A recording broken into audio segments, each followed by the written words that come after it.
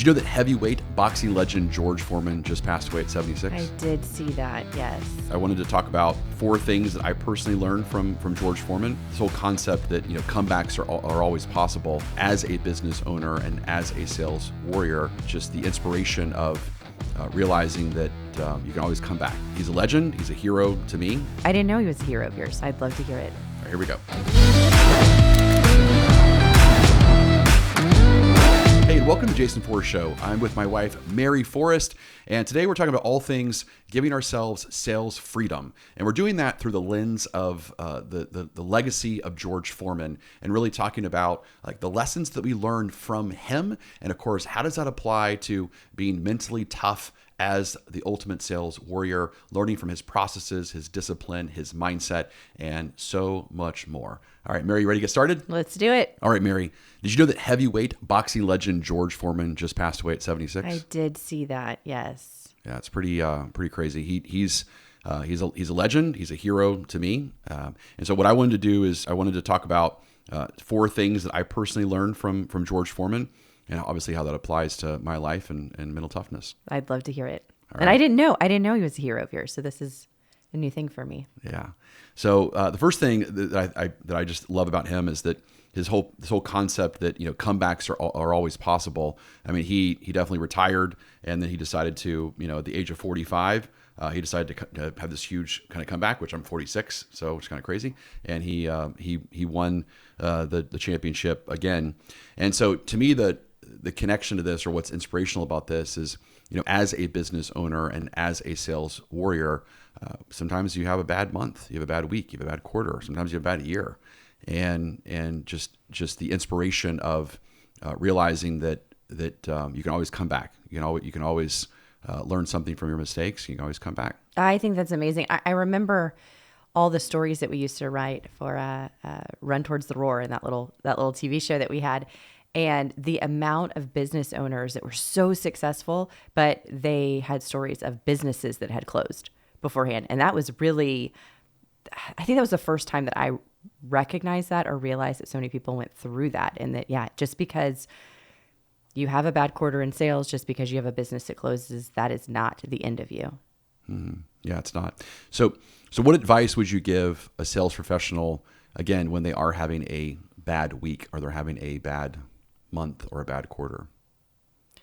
Well, I think if they've had one themselves before, I think that the easiest jump of I can do this again is if you personally have gone through it. So I know, I can remember the times like where I can distinctly remember one bad quarter, because at the end of the quarter, we would stand up in front of the company and everybody would say, this was my goal and here's what I did. And it was the first time that I had to stand up and say, this was my sales goal and I didn't make it. And here's why I didn't make it and what I'm going to do differently.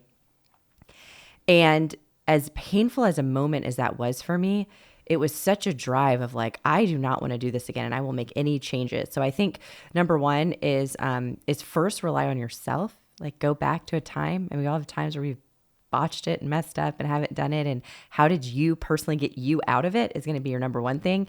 And the second, I see this a lot with people that maybe they've changed industries or they've had to move for some reason, and now they're at a different company or they're a different region, and they're trying to figure it out. And I think it's even more frustrating if you were really successful the year before or really successful the month before, and now you're in something new and really struggling. It hits you harder than somebody that's maybe brand new trying to figure it out the first time. So with that is find who's doing great, like who's killing it in the area, the industry, exactly what you want, and get advice and just do what they do. So for some reason at that point, I think the hard part is going, no, I did it just like this last year and I was successful. But if it's not working in the next year for whatever reason, it's the time to put the ego aside and go follow somebody that's having some success. It makes me think of what I think is important, and definitely what George Foreman kind of believed in, and that's who you were yesterday doesn't have to be who you are in the future, which I think is important. And I think it's also important to, especially as a salesperson, to separate even sometimes the results from the person, to really disassociate or detach the results from the person. So if you are having again, a bad month or a bad quarter or a bad year. It's to separate yourself and say, well, let's kind of break that down. That wasn't me in the sense of a fixed version of me. That was just like who I was last month or last quarter. And let's analyze again what we did or what I didn't do, and then just decide, hey, I can change that going forward. I can be somebody totally different. And I can do something totally different. Yeah, it reminds me of a lesson I just taught this week to a salesperson who is in a little bit of a slump. And the advice that I gave is I said, stop trying to sell the big deal right now. I said, just bring in revenue. He has the flexibility with the company that he's working for to sell multiple different product lines. And I said, right now you're going after the big deal. And right now there's it's like the law of attraction. There's like a universal thing that that you might be pushing for too much. So instead, let's just build something. So just sell them $200, sell them $400, sell them $1,000, sell them $10,000. But the idea is just every day sell something. Every day bring in some sort of revenue so you can get yourself in that momentum. And it reminds me of my Sunday school teacher, Zig Ziglar. He would have this kind of metaphor that he would use. I don't know if you've ever seen these videos before, but it was this metaphor of this old time, like water pump. And you know what I'm talking about? Mm-mm. It was an old time water pump. Like think of it like in a farm, where you go out and you're like pumping the water, and you have to like pump it over and over and over and over and over again. And he said eventually the water starts to come out. But if you stop pumping it, then of course the water is going to stop pouring out. And so you have to continue that momentum. You have to like always be pumping to have that like slow trickle of that water continue to come out. And so the advice that I gave him, which I think is important too, is you just gotta find those wins. You gotta find those easy wins, and you've gotta constantly get yourself in kind of that wave of success on that momentum. It's really good. Well, and I don't know if this is part of the video or not, but I think you have to pump quite a bit before it even starts. Like you're I've never lived on a farm. I'd like to live on a farm. Throw that out there, but I haven't. But I think that you have to do the work for a while before you see any results at all. And I think that's the hard part, right? It's the hard part about starting a business. It's a hard part if you're a marketer. It's a hard part if you're a salesperson. All the things that you're doing, and sometimes you're so close. I was thinking about that the other day. I think I was sharing with you that trying to think of when did I get my first big contract with FPG, and I think it took maybe 4 months. And I got it. And then as soon as I closed one, it was like boom, boom, boom, boom, like one right after another. And didn't really stop. But right there at the beginning, it took a little bit. Mm-hmm. Had to prime that pump. Mm-hmm. And you have to just, again, allow yourself to bring any kind of revenue in, to your world, which I think is important. Yeah. The second thing that I wrote down that I learned from George is he mastered his message. Later on after his boxing career, he created the George Foreman grill, yes. which I'm sure I have made 1,000 different meals in college in my dorm room off that George Foreman grill. Mostly illegal in college, not supposed to have something like that. I don't think it's illegal. It was just not allowed. Maybe let's be be careful with our words here. That's right, because that's actually the second point here is he mastered his message and the power of the words, which is ironic, right?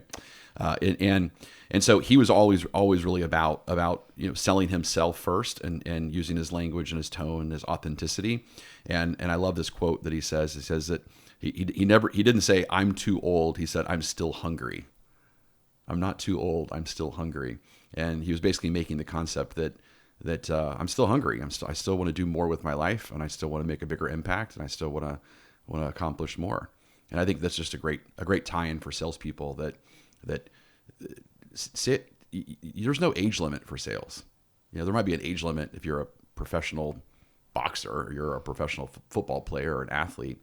There might be you might age out of that because you're physically not able, but there's no age limit for sales. You could be you only quit sales when you decide to quit sales, not because you've aged out of it. Isn't that a great thing about this industry? It's a great thing. I'm really glad you brought up the grill because I didn't want to, but I remember being surprised finding out that he had been a boxer because my age, I knew him as the grill guy. Like he makes the delicious things on the grill. That's who he is. But yeah, and I think it's keeping the words, I think you quit sales when you want to quit sales, or you quit sales after your language has become too defeating for too long for yourself. You just can't stick with it anymore. If I'm tired, I don't know if I really want to do this, or you're telling yourself about things changing in a way that really don't affect you in sales. And that's what I think is so interesting about it. I've trained so many different people with so many different ages and so many different educational backgrounds. And I remember doing a training once, and this has only happened to me one time, but I go in and, there's massive technology changes all the time everywhere. And I go in to do this training, and I have a little bit of technology with me, but not a lot, and have a workbook, and I go around and people are reading things. So I'm like, write this down and then read back. And I realize at this class that I had, about, 50% of the class, they couldn't read. I never experienced that before. It hadn't been in my world. And these were, grown men, and they had, and they were adults, and they couldn't read. And so they were struggling with writing. And I was like, oh, I've got to change my training immediately. But I walked outside to talk to the owner of the company. And I said, I'm so sorry. I did not realize. I'll change this around right away. I said, but you tell me these were all top performers? And he's like, oh yeah. He was telling me that the amount of money. Yeah. He makes 175 a year. He makes 225 a year. He makes 300 a year. And isn't that amazing with an education level that in sales? So maybe you were not put in a situation, or you chose not to take advantage of a situation where you learned some of the basic skills that we take for granted right now, like reading. You can still go get a job and make hundreds of thousands of dollars with your work ethic and your mindset. Now, what would have stopped them is if they said, I can't read, so there's just not really a position for me out there, or I can't do anything, or I'm not going to be able to provide. But they didn't do that. Mm-hmm. They went out there, and they were all in. I mean, they were really trying in the class, and I kind of picked up on it. And but you could tell they weren't saying anything negative to themselves about it. I just got uncomfortable because I hadn't realized it. But their mindset was fine, and they had found all of these workarounds, and they had built relationships, and they knew their product, and they could go and demonstrate. And it was a really cool realization for me, and it gave me a different level of pride in sales than I even had before. That's wonderful. That's wonderful. Yeah. Well, it just shows perfectly that, again, the words we say to ourselves matter, obviously in that person's case, but also in our case, but also in the same, we gotta be careful the words that we're projecting on someone else, because you had some interesting kind of self-talk words that were kind of projecting potentially on the other person as well, and then but you were also flexible in the sense of changing that self-talk very quickly. Yeah, but immediately I was like, oh, right, because it was the. I thought I don't belong, or, oh, I'm doing something wrong, or have I embarrassed somebody? But that also goes back, remember my call center days. And when I wasn't successful at the beginning is because I thought, oh, I was projecting on them again. Oh, I'm going to be interrupting them. I'm an inconvenience on their day. And as soon as I switched it around to, I'm the biggest blessing there is, and I am so much fun to talk to, and they're going to have an amazing day because they answered my phone call today. Boom, all of a sudden I was treated different. So it all came from my head, not from theirs. So that's a really good point. It's not just them, it's mostly us. Mm-hmm. Yeah, and I think people feel that projection that we have on them. And I think a lot of times they adapt. They adapt to our projection. Yeah, the good and the bad. But don't you, and can you see that in yourself too? I know people that probably that have a perception of me. I probably show up. I know that I probably show up more that way, good and bad. 100%. Yeah, they expect you a certain way, and really in different environments. I mean, it just happened even this week. I'm a member of my mastermind entrepreneur group, and they don't really know me as Jason Forrest, the speaker, and they know me as more of a business owner. And so, I immediately put on my they were asked me to do something, give me an example of a pitch. And I immediately got on my pitch voice and my speaking, my on stage voice. And they're like, who are you? And I've known these guys for 14 years. And so, yeah, so they kind of see me as a different person than maybe my, people on stage see me.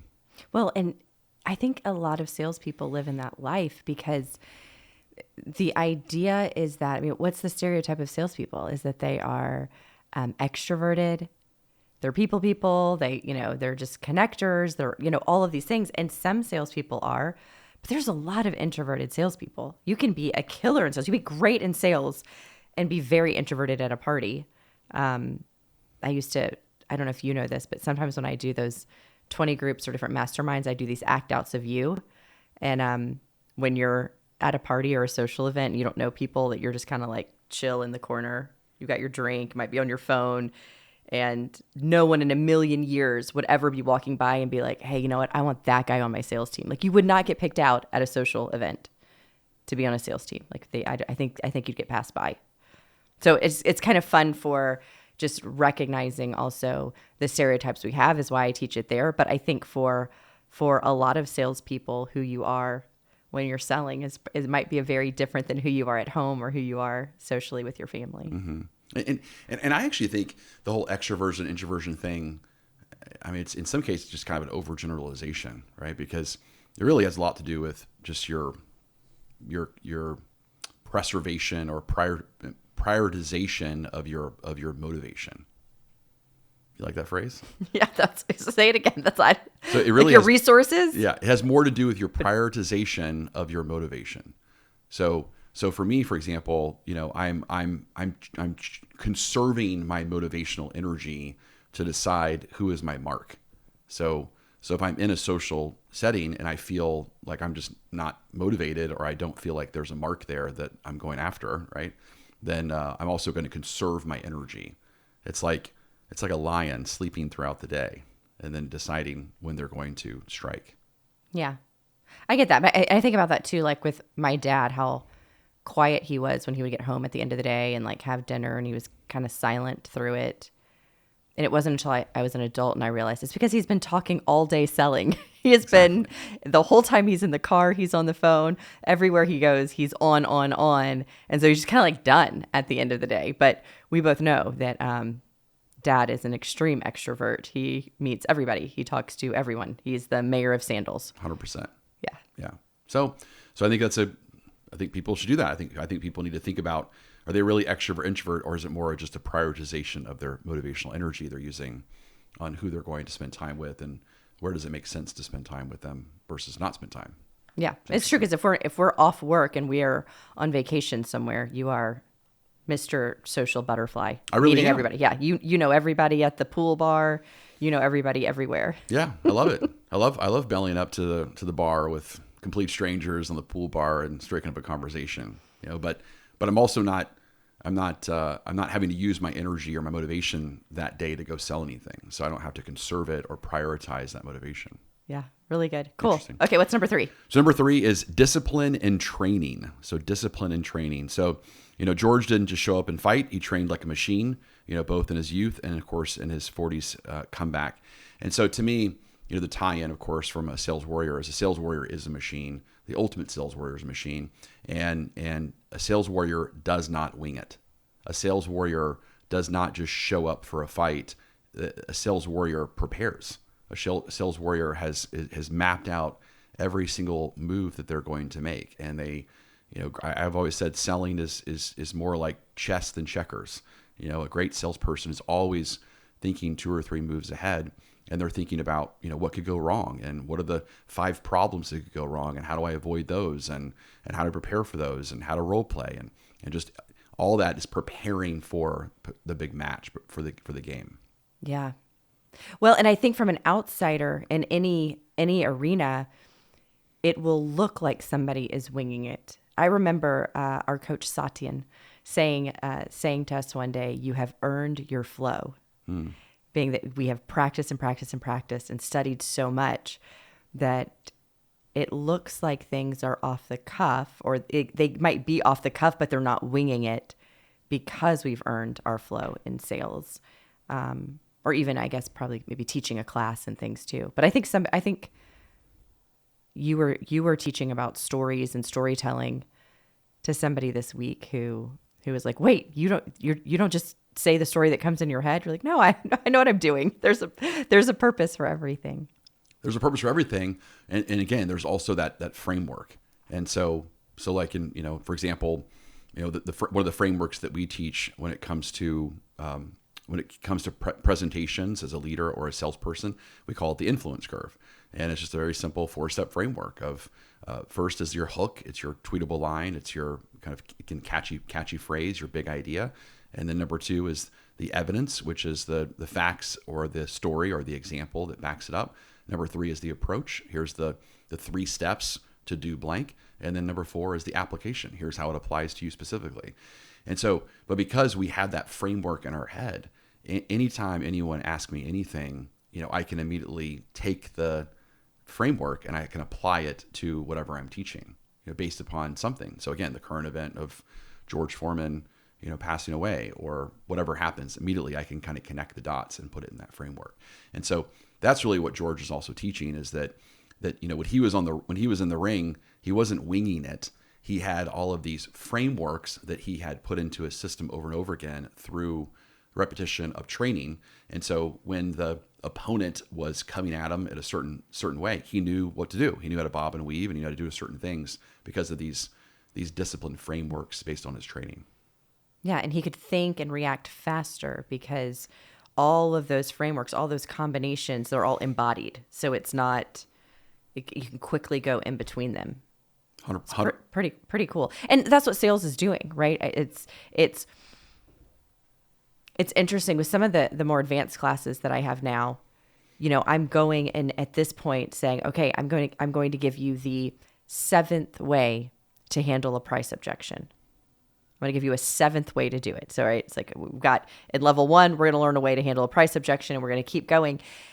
And I'll say, I want you to just practice this one over and over and over so it's embodied. So then eventually, once they're all embodied, you zoom out and you're getting a price objection and you know exactly which framework that person needs. Like what's going to serve them in that moment? What do they really need from you? And you can pick the right frame to go up, the right process on handling that price objection for them based on them specifically. So it's always interesting. People are like, do you believe you should sell the same to everybody or should it be custom to the person in front of you? I think it's both. Mm-hmm. It's both. It depends on the frameworks and you start with a couple of them. And the reason to learn from other people, I mean, you might have one that works, but recognize what the frame is that you're using that works. But also a lot of people have frames that aren't working and they keep repeating them. And so if you have a way to handle, say, a price objection and it's not working, and you do it the same way again and the same way again, and then it never works. I mean, nothing's ever going to work 100% of the time, but it's not ever working. We need a new process. We need a new frame in there to keep changing it out. 100%. Yeah. I love that. Okay. Well, that leads perfectly into number 4. And that's, he followed a proven process, especially when he reinvented himself. And so regardless of where he was, if it was in the boardroom or in the boxing ring, he followed fundamentals, he followed frameworks, he followed marketing strategies. He didn't guess his way into success, and he followed very repeatable, proven steps. And that's exactly what we were talking about. That's what he's all about. And it's interesting because there's a lot of ways to do a lot of things. And I think the key to what you said too is that just like follow a way.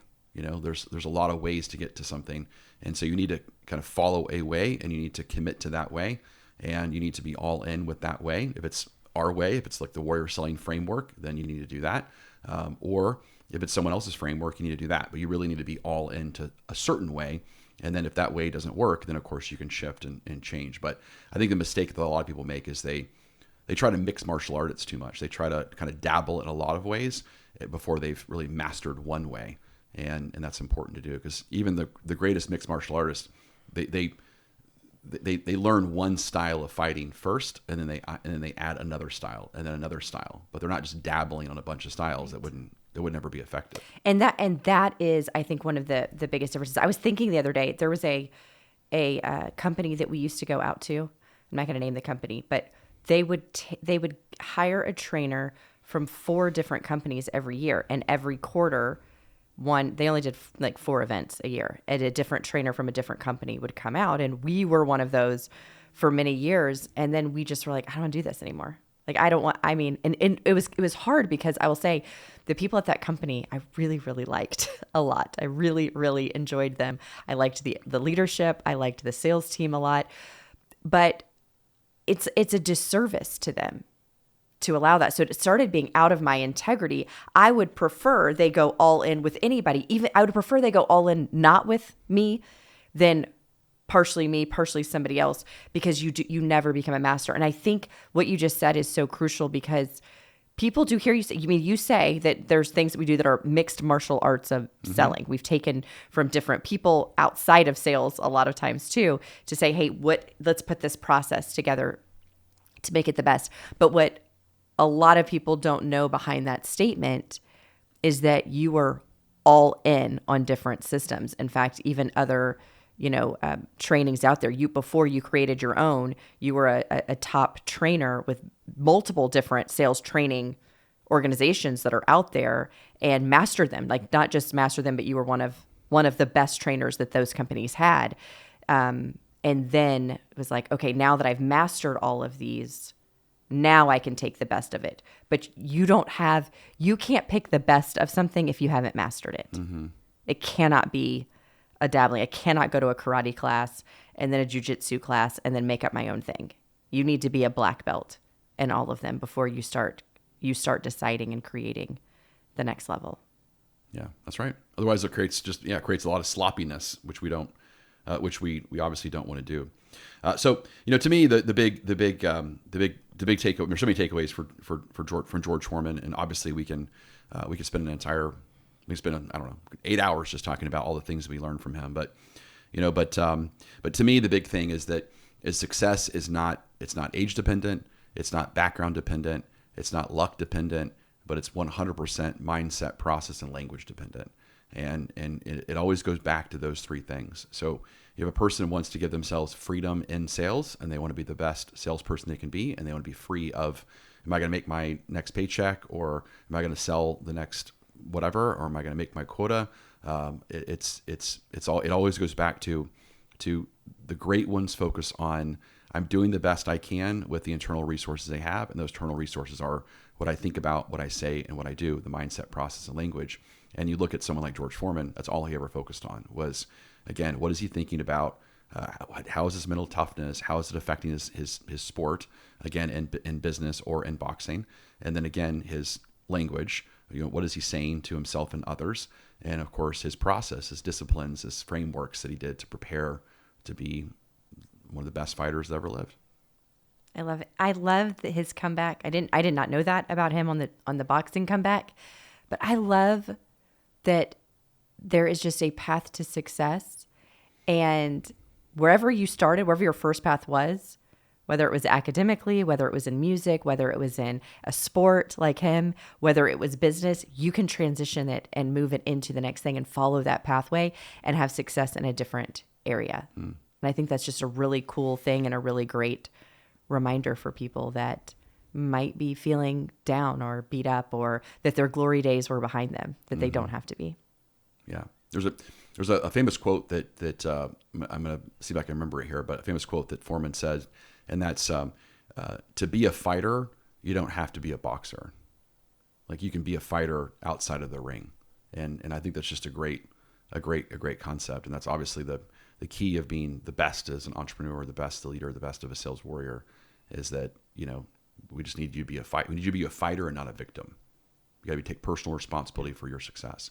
So speaking of fighters, I came across this video, and I want to show it to you. There was a video of me interviewing her after she just re-won her title. Her name is Rose Namajunas. She knocked out this girl, Zhang Weili, who's this monster. She's terrifying. She's this physical specimen. And she knocked her out with a head kick in the first round. It was crazy. Before the fight, she was like almost in a trance. And she's going, I'm the best. They give her the title, and then I talk to her about it. And when I'm talking to her, she's emotional, she's crying, and I cried. You were saying to yourself, I'm the best. I am the best. She's like one of the most feminine people ever. She's beautiful. If you see her with long hair, she looks like a model. That's how beautiful she is. Yeah, she's stunning. Wow. Pretty awesome. Yeah, well, one is, that does not look like the same person. No. it blows you away, doesn't it? Right. It's amazing. That balance of fighter and femininity. Not that femininity can't be a fighter, but that more masculine energy and feminine energy. That's amazing. You know what? When he was talking about the trance thing, it reminded me of when you go to unleash the power within and you go walk on coals With Tony Robbins. with Tony Robbins. Yes. And you get in that trance and you're like, I can do this. I can do this. And you do. And it's emotional afterwards of like, I just did something that I didn't. I got myself so quickly into a state that I could do something that I felt impossible, and then I did it, and then the emotion that comes up is amazing. So that's the closest I have of experiencing what she just went through, and protecting her mind that way is amazing. Mm-hmm. Yeah. So there's two things I want to talk about that I just so inspired by that. So number one is obviously the power of our language, the power of our words, and we got to be careful with the things that we say. So she always had this chant that she said over and over to herself. But what's interesting is we all have chants that we say over and over to ourselves. The question is, are those chants serving you, or are they holding you back? It's like, for example, it's like, I'm never going to get, like a salesperson, I'm never going to make my quota, or none of the customers are qualified, or none of the customers are ready, willing, and able, or the competition just has better incentives than we do. I mean, those are chants. Those are chants, and those are chants that you are incantations that you're saying to yourself, either to yourself like silently, or you're saying them out loud. You're saying them out loud is even worse, because when you're saying them out loud, it has even more power over yourself, which is important. So I think it's important to think about those incantations, those chants that you say to yourself that are very powerful. Again, like you said with Tony Robbins, it can help you walk over fire, or it can create a self-fulfilling prophecy of no one's going to buy here because the competition has better incentives, or no one's qualified, or no customer's really interested. And just think about, like, how do you reframe all of those? So like each one of those you could easily just reframe. So instead of saying no customer is qualified, instead it's every customer that comes in is qualified based upon what I can find for them, or based upon what I can show them. So everyone's qualified to a certain level. I just have to I might have to downsell them. They might come in looking for a home that they want is $500,000. They can only afford a $450,000 house. So one salesperson says this customer is not qualified. No, we just have to convince them to buy a home that's less. So you have to reframe the conversation. Or I can't sell because the competition has better incentives than me, or the customer hasn't bought that home over there from the competition that has better incentives. So there's obviously something wrong with what's going on. So why didn't they buy if they could have got a discount over there, but they're not getting the same discount with you? And so there's obviously something wrong. All I need to do is exploit that, whatever's wrong, and give them permission to buy from me. It's so interesting. Well, it reminds me of a call that I had. It was with leaders this week, but we were talking about the first moment that they were sharing with their sales team that they were going into a training program and coaching with us. And so they were sharing that with their team. And I said, there's two different reactions that someone's going to have when saying, hey, guess what? As a company, we've decided that we're going to do sales training, and, we've hired Jason Forrest, and we're going to use his program, and this is what we're going to do. And I said, one reaction is, oh my gosh, I must be bad. I'm doing something wrong. And so they're trying to fix me, and everything that I've done so far is wrong. And the other mindset is, oh my gosh, I must be so good that they went out and found the very best to get me to the very next level. And so I'm training with the number one sales trainer in the world now because I'm that good and I'm that important that they're going to make sure that I get to the next level. I was like, same situation, two completely different thoughts that can happen with it. So we're working on framing it to make sure that 100% of the people saw the positive thoughts from it, and how can we do a message. But it's interesting that just same situation, you're going to get people are going to have completely different ideas of what's happening because of it. Mm-hmm. Well, that is funny because one of the things that I say a lot whenever I kick off a training program is I always tell the company to please send a thank you note to validate the owners that have decided to invest in you. And I said, the hardest sell that I have to make to businesses is to convince people that salespeople make a difference. That that salespeople can have it, it's a skill, it's a trainable skill, and that salespeople are not just born, they're created. They can learn this stuff like a language, like Spanish. They can just learn it, and that so many companies they don't put their money where their mouth is. They don't believe their salespeople make a difference, and their salespeople can learn this information, and so therefore they don't invest. They don't put money into them. And so I love starting with that. And I go, please send a thank you note to your owner, because your owner by paying for this training, they're communicating to you that you matter, that you make a difference, and that they believe that your effort makes a difference, and that when you learn this, it's going to benefit the company, and that through the power of your language, the power of your words, you can increase your sales and benefit the company. That's amazing. I didn't know you were doing that.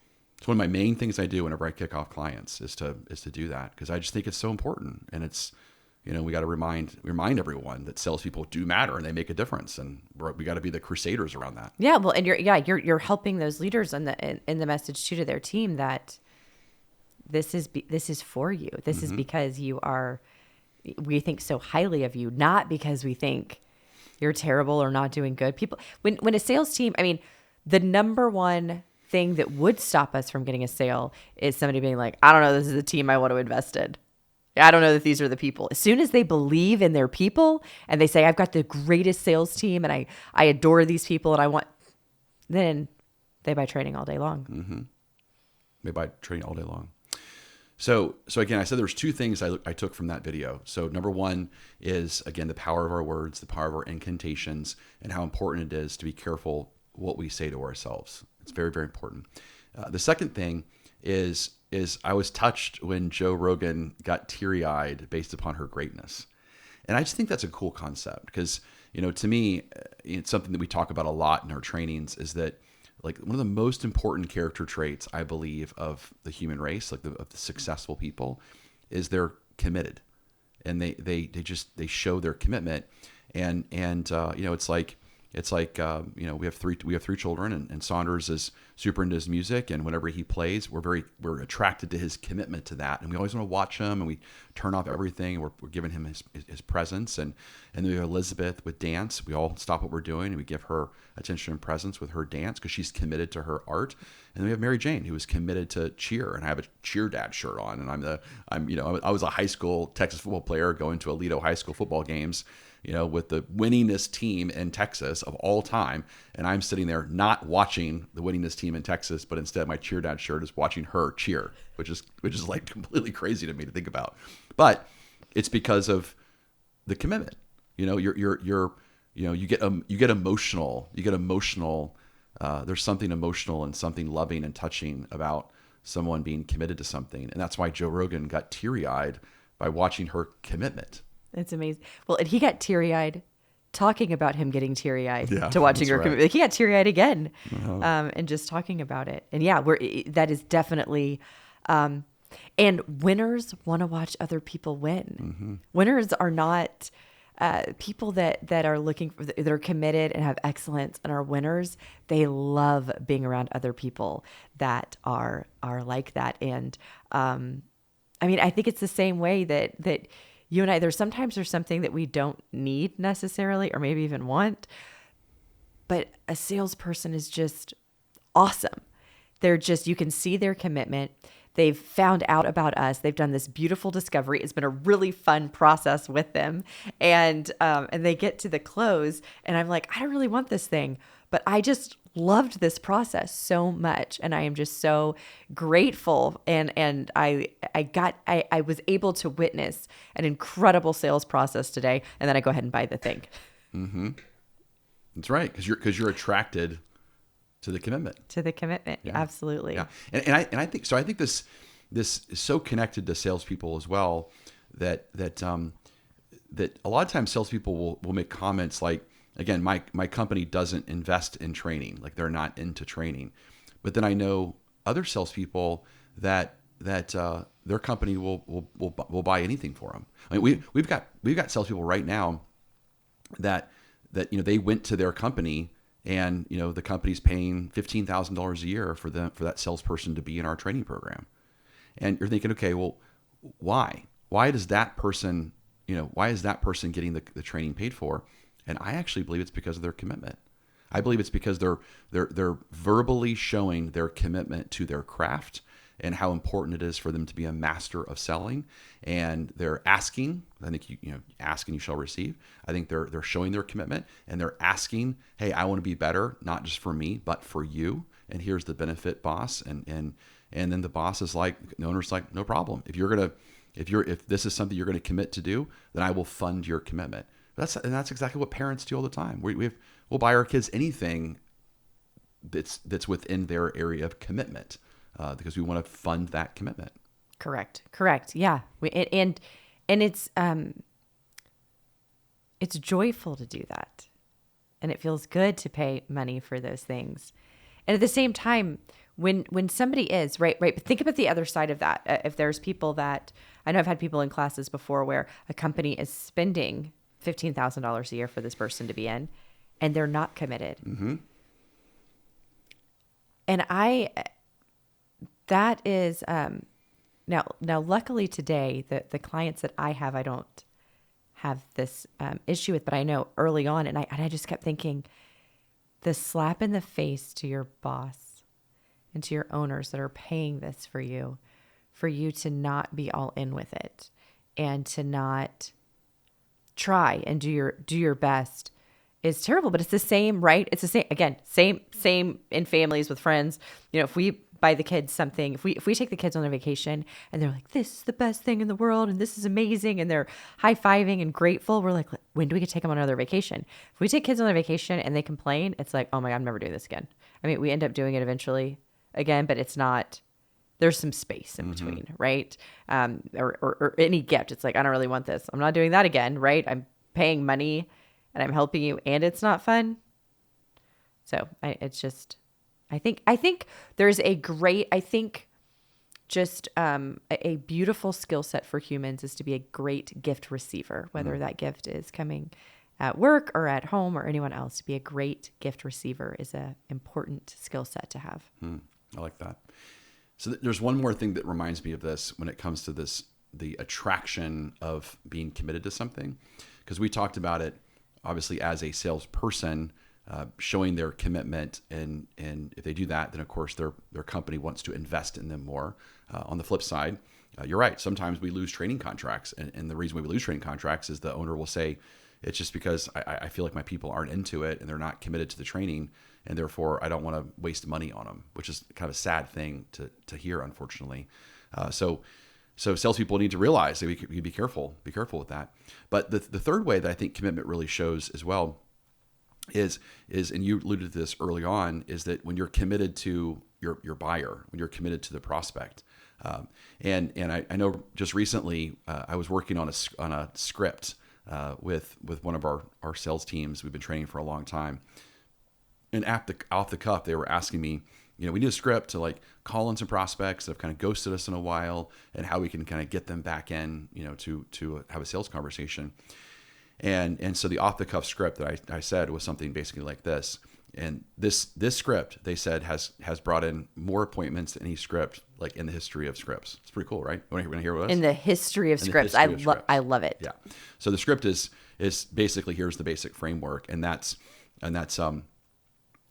Mary, it's been 14 days since we last talked, and I was really thinking about you, and I was really feeling into the struggle that you've gone through, and I know that you've been searching for a new home, for at least 6 months now, and you've seen us multiple times. I know you've seen other builders multiple times. You've been online multiple times, and I'm feeling for that, because my concern is you're working too hard to solve this problem and improve your life.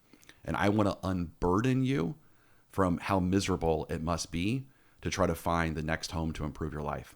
So will you give me permission to unburden you, for you to come back in and see if I can make this easier for you than it's been? It's wonderful. They said it's the highest converting script they've used in a long time. Wow. But that's amazing. That's the commitment script. Right. I'm committed I'm committed to the journey. I'm committed to this process, and you're working too hard to improve your life, Mr. Customer, Mrs. Customer, and I feel bad how hard you're working, and I'm committed to solving this problem for you sooner. And can I unburden this issue from you? Can I solve this for you? Can I carry the weight and take it off of your shoulders? That's wonderful. That's cool. Wonderful. This is the first time I've heard you say this. Yeah, it was an off the cuff script. I like it. Yeah, You've been holding out on me. I was my back was put up against the corner, and the client was like, just give us last words, Jason. We're doing a call-a-thon right now. Just give us the script. And I'm like, okay, here we go. So I think I channeled like the Holy Spirit or something of sales and pulled it off. But what else? What else are you noticing right now in the world? Okay, so I read an article this morning, and okay, so here's one of the things it says there. Georgetown Center for Education, so Georgetown College, says that by 2031, 42% of jobds are going to require a college education or a college degree. Okay. Which is up in 2021 when they did this, it was 36%. So it's going from 36 to 41% by 2031. So I'm a little bit critical. And, I have a journalism degree, so I like really dive into Who funded this research? Was it an actual Georgetown? college? Yes. That's where I was going with it. So I started thinking, I was like, maybe we need to say by 2031, all companies are going to require warrior selling. So you should sign up right now. We're totally doing that. Isn't that hilarious? Is that allowed? You know what it reminded me of? Remember years ago where we had that friend who sold the essential oils? Mm-hmm. Which I do like essential oils. But remember you were like, I don't like the smell of this. And she was like, in her Zen voice, like, Jason, when you don't like the smell of it, that's because your body needs it. Oh my gosh. That was like the greatest line ever. I was like, oh my gosh, I can't believe you just said that. You were like, I don't like the smell of any of them. And she was like, yeah, $3,500. Yeah, you can buy the whole kit. All of them. I was like, is this a sales pitch that we can use?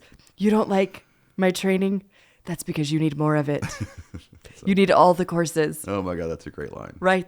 Sign up. So that's kind of what this The more you hate me is the more you need The more you need me. Yeah. Do I grate your nerves? That's perfect. That's your body calling out for more. It's your ears wanting it. Like, it's so great. Oh my gosh, greatest sales thing. So yes, so Georgetown is telling people they need to go to college. So here's the first thing I did. Is I was like, okay, why is this an article in the front of Apple News, right? So like what's going on college-wise? So I did go look up. College enrollment is way down, way down. Now I knew it was going down, and I know that there's less trust in the education system, but it's been going down since 2011. And the last year freshman enrollment for 2024 was down 5%. So hugely down. Okay, so looking at all of this, and there's a few things that it made me think of. So then I wanted to research how many jobs, how many sales jobs, and I put the criteria in on my searches on that make $100,000 a year minimum require a college degree. And it's only 25%, which still seems kind of high for me, but I know there are a lot of very technical jobs that you might need something. But I'll say on our side of owning a sales recruiting company, I don't know that we've ever had a client that said, I need you to send me somebody that with college degrees. I don't think, I wanted to ask you. So I was like, I don't think we've ever in years and years of recruiting six-figure salary, not six-figure sales jobs. I'll take the word salary out of there because that could be, it could not be. Have we ever had somebody that ever even mentioned college? So I just like that for people that you can, again, right? You can go and earn a great living, have a great skill set, support your family, and you do not have to have a degree. So you know that I love that. But again, just to pre-frame this, you have a 4-year degree from a very prestigious private school. Yeah, I have a lot of hundreds of thousands of private school education. Correct. Yes. I mean, the school you went to is more expensive than Harvard. That's why both went to the same school, Yes. More expensive than Harvard. And I also have an MBA as well. So we're not saying this from people that don't have college degrees. We're saying this from people who do have college degrees, and we're not sure if the value is still there. Correct. Yeah, that's a good point to have. As somebody with a college degree, we don't feel like college is something that our kids must do. If they choose to do that, that's fine.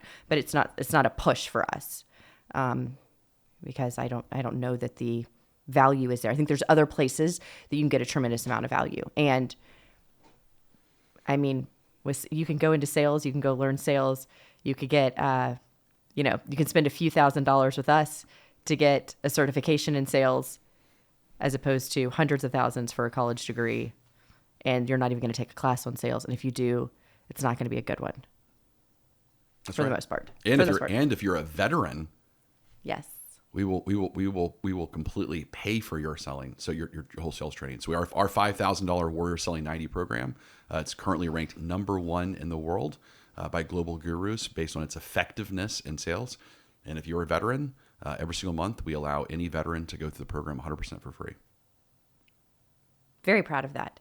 Now, hey, you mentioned this is not. I have more stuff that I want to talk about this, but you mentioned that we did a training for some Marines yesterday. We did. How cool is that? that? I heard you. I heard this like in passing, but I don't know what we did. What were we doing yesterday? We did. They were learning some of the elements of warrior selling to the Marine recruiters. Oh, that's fantastic. Yeah. So our head of sales, Matthew Ortiz, was a top 1% Marine recruiter. And before he came on board with FPG, and now he's our head of sales, and so they asked him to come to the training and teach them some of our warrior selling frameworks, and so he taught him rapport and he taught him some different concepts. Oh, I love that. Okay, I just heard that. I was very excited that we were. Oh, they were great. That. They all got the warrior selling book, and they sent me home with a ton of Marine swag, which is super cool. Which I know you love. Love the Marine swag. Yeah, we have a lot of Marine gear in our house. Wonderful. Okay. So sorry, I just had a little sidetrack there. Okay. Here's something interesting. I went on to ChatGPT. I feel conflicted in my soul with robots, but I did ask it this because I was interested. So now Georgetown's putting out, you're going to have a college degree or it's really going to be important by 2031. So I went to ChatGPT and asked it, what are the skills that people are going to look for, employers are going to look for, make you employable in 2031? Because one is with my critical mind and my not feeling super certain about universities, I wanted to see if these are things that you learn in college. Most of it is not, just in case you're wondering. So number one it was tech, data literacy, and AI fluency. Isn't that interesting? Whatever that means, I don't even know. Yeah. So I looked into that too. Is how well can you work with AI, and do you understand now? So data instead of being literacy. like a people person, you're like an AI person. Yeah. Okay. Yeah, that's going to be a new thing, I guess. I like it. Next was critical thinking and problem solving, which I mean that makes sense, right? Number 3, communication. Do you have strong written and verbal skills? Oh. Huge. Yeah, that's important. Well, and I thought that was really important right now. One, that we're a little bit ahead of it. There's several years from 2031. But if I'm sitting here knowing what do I need to know to make sure I'm set up for success, then, okay, great. Salespeople, we're good. Keep working on those verbal and written skills because that's only going to become more and more and more important as time goes on. So I thought that was really, really great. Well, to stop you there, I don't understand the written skills. I mean, I think 100% not. I definitely think people should have written skills, and obviously I'm an author and write lots of books. But you would think that would be actually fine through ChatGPT, because everything right now you can actually just use Grammarly and different things to write all the stuff for you and all your emails. But it's the verbal skills for sure. There's no ChatGPT is going to fix that.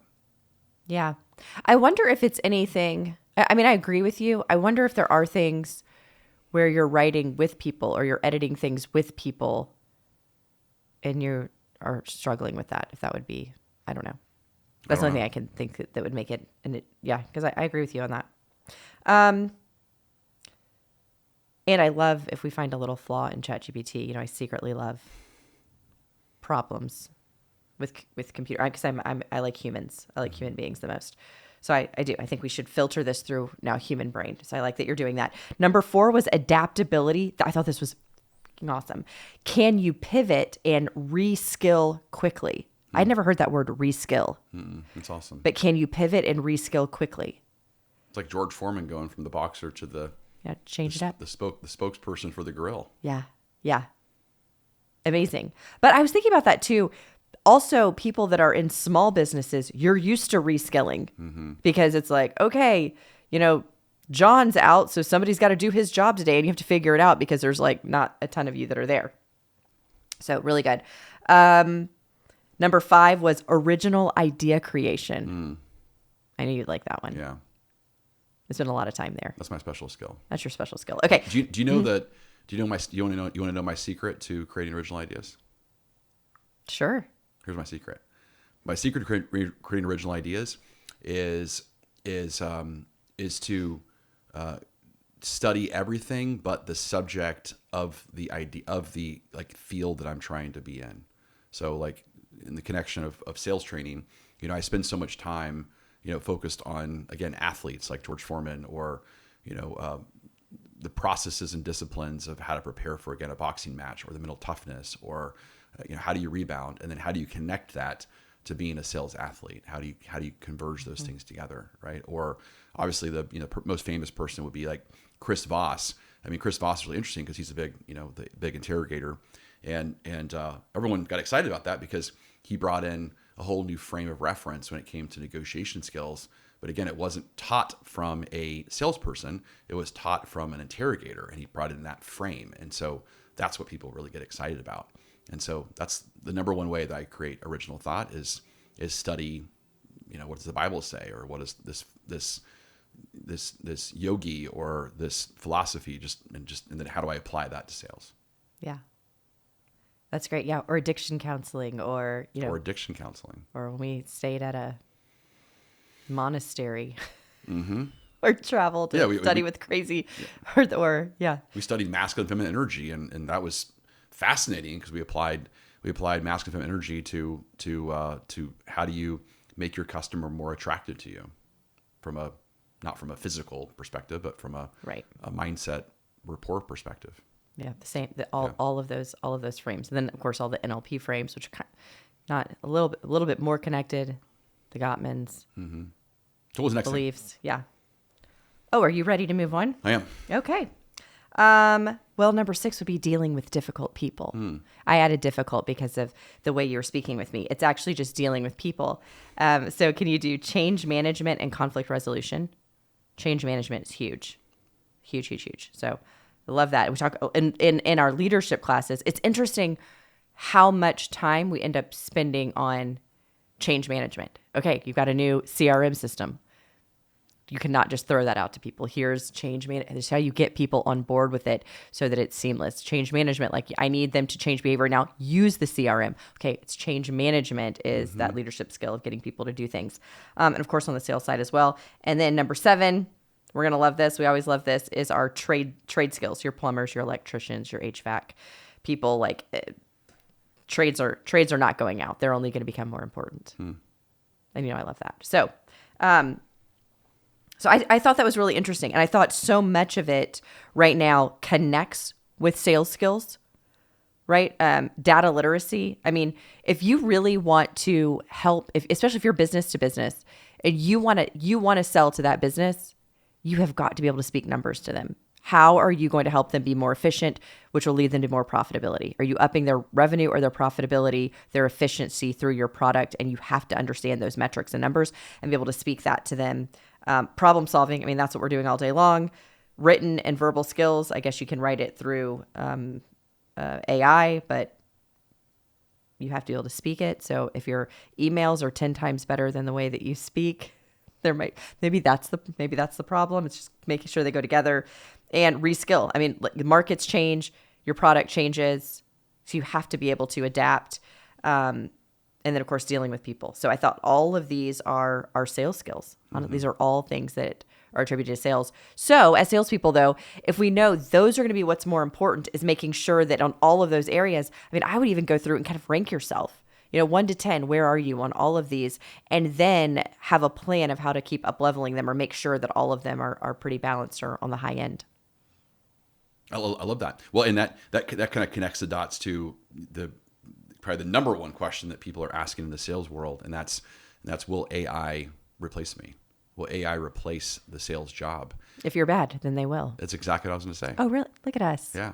My 100% belief system is is AI will 100% replace order takers.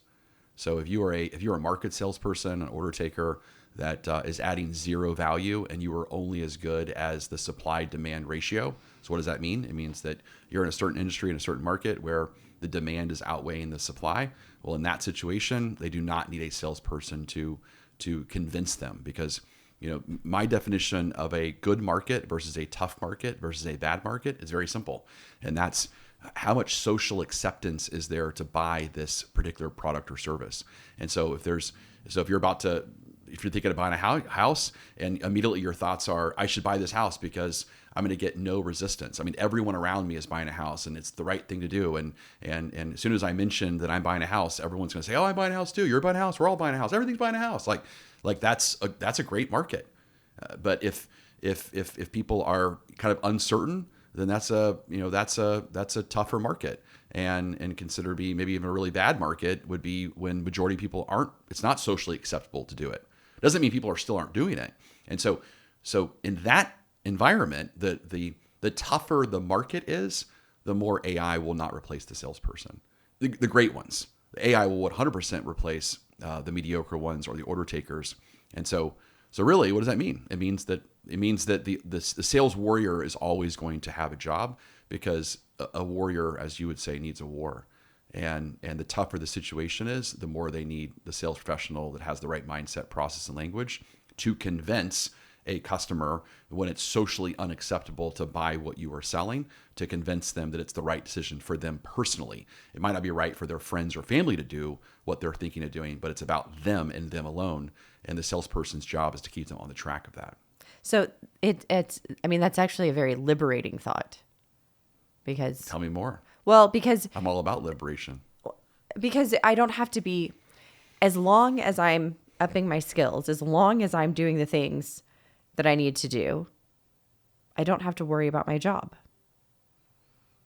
It's just if I decide that I can coast and I'm actually okay with the amount of managing my current portfolio.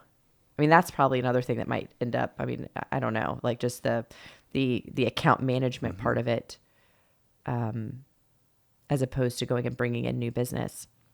I mean, that new business, if I'm not doing any of the new business, I'm resistant to new business because I'm very comfortable with the money that I'm making off the existing accounts. Now you probably got to be a little bit nervous. It's time to George Foreman and up your skill set and redefine and discipline yourself to be ready. And then you don't have to worry about it, because that is a fear, right? There's a lot of changing of jobs and job loss right now. And then to have AI just kind of hanging out there on the edges, wondering what it's going to come after first. Well, and honestly, it's not even first. I mean, look at it already. It's already cashiers. Like what's the most transactional salesperson is a cashier. Very few cashiers exist. We played that video last week. I don't work here. Look, Target, I don't work here. I want a discount for doing the job. So they're the first ones. And it's taken off. And there's even, some of those stores, what are the Amazon stores that are like in the airport, and you just walk in and you walk out and it feels like you're stealing. It does feel like you're stealing.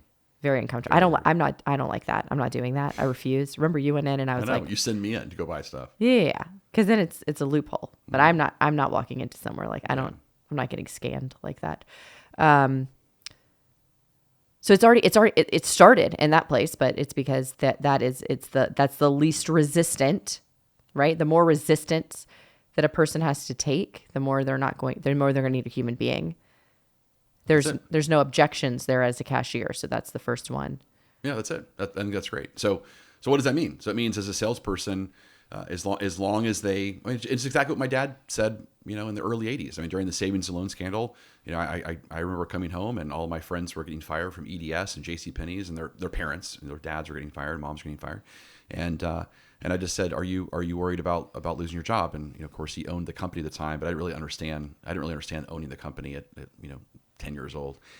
And he just said, no. He said, as long as you're in the top 20% of sales, then you will never be fired. You will always have a job, because the last person to ever get let go is the owner of the company, and the second to last person is the number one salesperson, the revenue producer of the organization.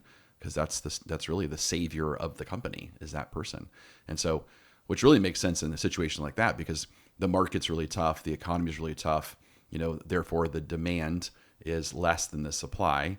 And it's, in my definition now of a tough market, which is it's socially unacceptable to kind of buy whatever that product is. And so because of that resistance that you just said, you have to have a human being to be able to make people feel good about why this is a good decision for them personally, even though it's not a good decision for maybe their friends or family. So you've got to up those verbal skills. You have to up those verbal skills. Love it. And you have to up the empathy, and you have to up your protector skills. You got to be able to speak truth to people. You have to be able to take people through a process that's natural and easy for them to make very simple decisions. I mean, you have to be the master of that. Yes, sir. Awesome. All right. We talked about a lot of great stuff today. So again, we want to just completely celebrate the legacy of George Foreman, and just what a great athlete, a great father, a great human being that the man is. I know he was a pastor, and just a great Christian man that was definitely is a great legacy that I wanted to celebrate today. And again, what we learned from him and how that applies to having a warrior mindset and be the best version of us. And so it's been a phenomenal show. So again, people they enjoy this show, and they like the fact that we're connecting current events to the mindset, process, and language of what does it mean to be the ultimate entrepreneur, the ultimate sales warrior. Then of course, like, subscribe, and share. We like to continue producing content like this. And if you like the content, then let us know through your liking the video and commenting below the segment that, of course, that you like the most, and we'll keep talking about that. All right, until next time, this is Jason Forrest. Push yourself to become a better version of you.